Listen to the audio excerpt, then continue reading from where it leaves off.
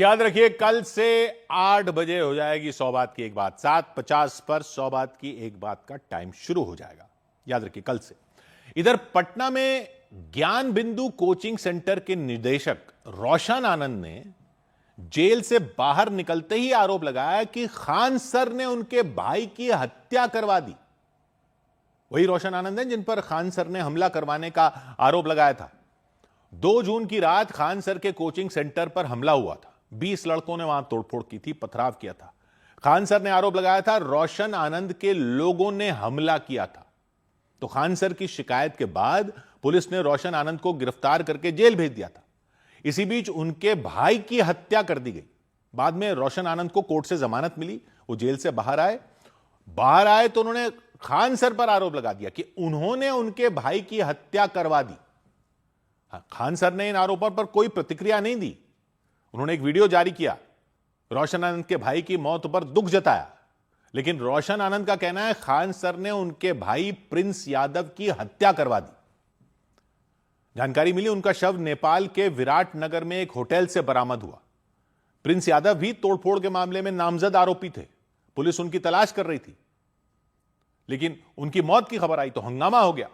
पटना की बेऊर जेल से निकलते ही रोशन आनंद ने आरोप लगाया कि उनके भाई की हत्या करवा दी गई। हत्या खान सर ने करवाई।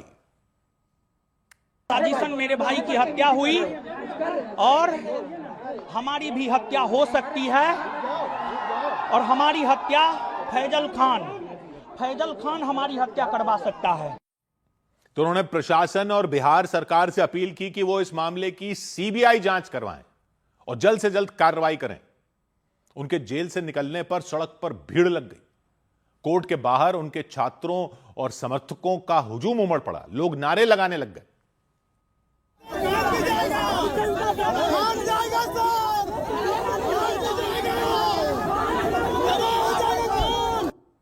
उनके वकीलों ने भी खान सर पर साजिश रचने का आरोप लगाया और दावा किया कि खान सर ने सोची समझी साजिश के तहत रोशन आनंद को जेल भिजवाया, जबकि कोचिंग सेंटर पर जो हमला हुआ था उससे उनका कोई लेना देना नहीं है। और उसने पूरी षड्यंत्र के तहत क्रिमिनल माइंड का उपयोग करते हुए इनको जेल भेजवाता है और षड्यंत्र करके इनकी भाई की हत्या की गई है, जो खान सर ने करवाया है, फैजल खान ने करवाया है। तो खान सर ने फिर एक वीडियो जारी किया और प्रिंस यादव की मौत पर दुख जताया, भरोसा दिया कि वो अपनी तरफ से हर संभव मदद करेंगे, उनके परिवार का साथ देंगे। उन्होंने भी उनकी मौत की जांच की मांग की। इसमें कोई ना कोई तीसरा साजिश जरूर कर रहा है। इसके लिए एक उच्च स्तरीय जांच होनी चाहिए और उच्च स्तरीय जांच की रिपोर्ट को लाया जाए और जो दोषी पाए जाएंगे उनमें एक को भी न छोड़ी जाए। हालांकि उन्होंने हत्या के आरोपों पर जो उन पर लगाए जा रहे हैं उस पर कोई बयान नहीं दिया। उनकी तरफ से कोई प्रतिक्रिया उस पर नहीं आई। फिर प्रिंस यादव की मौत के बाद उनके शव को बिहार के सहरसा जिले में ले जाया गया।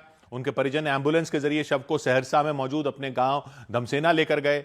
वहीं उनका अंतिम संस्कार किया जाएगा।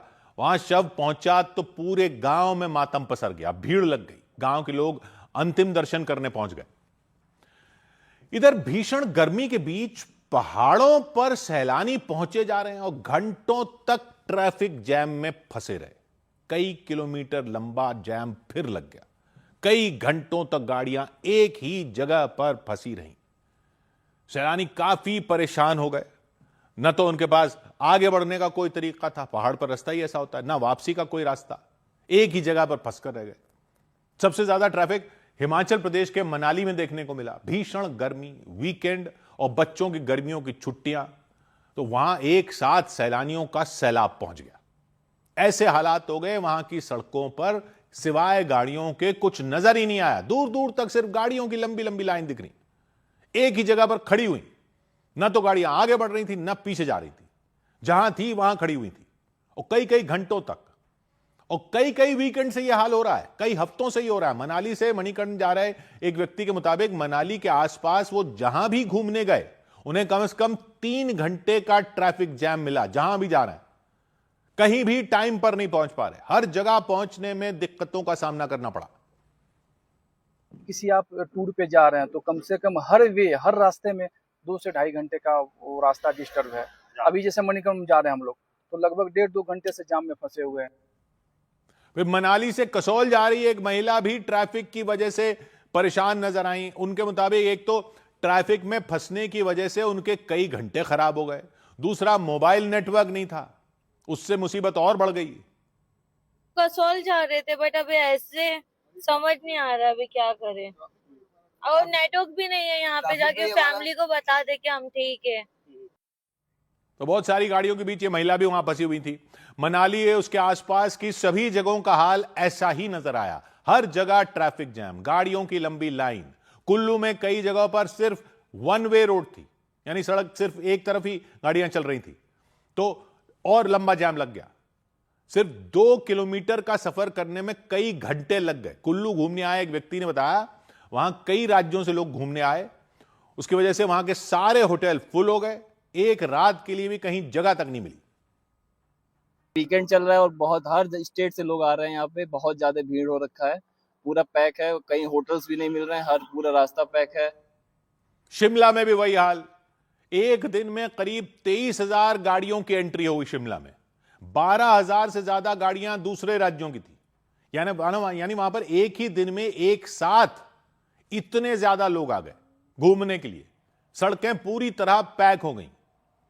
उत्तराखंड में हरिद्वार में भी पर्यटकों की भीड़ लग गई, जगह जगह लगी, हरिद्वार में भी लग गई। सोमवती अमावस्या थी तो वहां बड़ी संख्या में श्रद्धालु पहुंच गए गंगा नदी में डुबकी लगाने के लिए।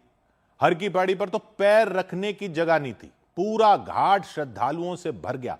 वहां घूमने आए एक श्रद्धालु ने बताया, अब से पहले कभी वहां इतनी भीड़ उन्होंने देखी नहीं थी। और इतना भीड़ तो हम लोग ने कभी नहीं देखा, पहली बार देखा। हम लोग 3 दिन से आए हैं यहाँ, तो कहाँ रहने का जगह नहीं मिल रहा है, इतना सब फुल हो गया है और इतना ट्रैफिक जाम हो गया है। नैनीताल में वही हाल, ऋषिकेश में वही हाल, कैंची धाम में वही हाल। बड़ी तादाद में पर्यटक पहुंच गए, जगह जगह जैम लग गया, मिनटों का सफर घंटों का हो गया। 100 बात की एक बात यह कि पहाड़ों तक हाईवे तो बना दिए, ऊपर चढ़ने के लिए तो उतने ही चौड़े रास्ते हो सकते हैं जितनी पहाड़ पर गुंजाइश है। होटल तो उतने ही हैं, कमरे तो उतने ही हैं। जब कमरे की बुकिंग नहीं है तो जाने क्यों दे रहे हो गाड़ियों को? कोई तो कंट्रोल लगाना पड़ेगा ना। छुट्टी मनाने जो लोग पहाड़ पर निकले जा रहे हैं उन पर, अगर वहां पहाड़ पर लोगों की कमाई हो रही है इससे, तो तभी होगी ना जब वहां पर रहेंगे होटलों में। होटल में कमरा नहीं है, यहां से गाड़ी लेके निकल गए, रास्ते में जाम में पड़े, सारा दिन गाड़ियों में बैठे हुए हैं लोग ट्रैफिक में, फिर भी निकले जा रहे हैं पहाड़ों की तरफ। क्या बचेगा पहाड़ों की आबो हवा का ऐसी भीड़ में? वहां के लोगों की कमाई तो हो रही होगी लेकिन पर्यटन से, लेकिन ऐसे चलता रहा तो ये सोने का अंडा देने वाली मुर्गी नहीं मर जाएगी? अपनी छुट्टियों के चक्कर में पहाड़ की छुट्टी कर देंगे ऐसे लोग। 100 बात की एक बात। उधर उत्तर प्रदेश के प्रयागराज में कुछ पर्यटकों और वहां के लोकल लोगों के बीच मारपीट हो गई। उत्तर प्रदेश के प्रयागराज में पटपड़ वाटरफॉल के पास पर्यटकों और स्थानीय लोगों के बीच मारपीट हो गई। उन लोगों ने एक दूसरे पर लाठियों से हमला कर दिया। मारपीट में 6 लोग घायल हो गए। उत्तराखंड के हरिद्वार में पुलिस ने गंगा नदी में डूब रहे एक युवक की जान बचाई। बताया गया कि वो युवक तेज बहाव की वजह से नदी में डूबने लगा था। पुलिस की टीम राफ्टिंग बोट की मदद से उसे नदी के किनारे लेकर पहुंची। उत्तराखंड के ऋषिकेश में गंगा नदी में नहाने के दौरान एक युवक लापता हो गया। वो युवक अपने कुछ दोस्तों के साथ दिल्ली से ऋषिकेश घूमने गया था, लेकिन गंगा नदी में नहाने के दौरान गहरे पानी में चला गया। इसकी जानकारी मिलने पर प्रशासन की तरफ से गोताखोरों ने उसकी तलाश शुरू कर दी।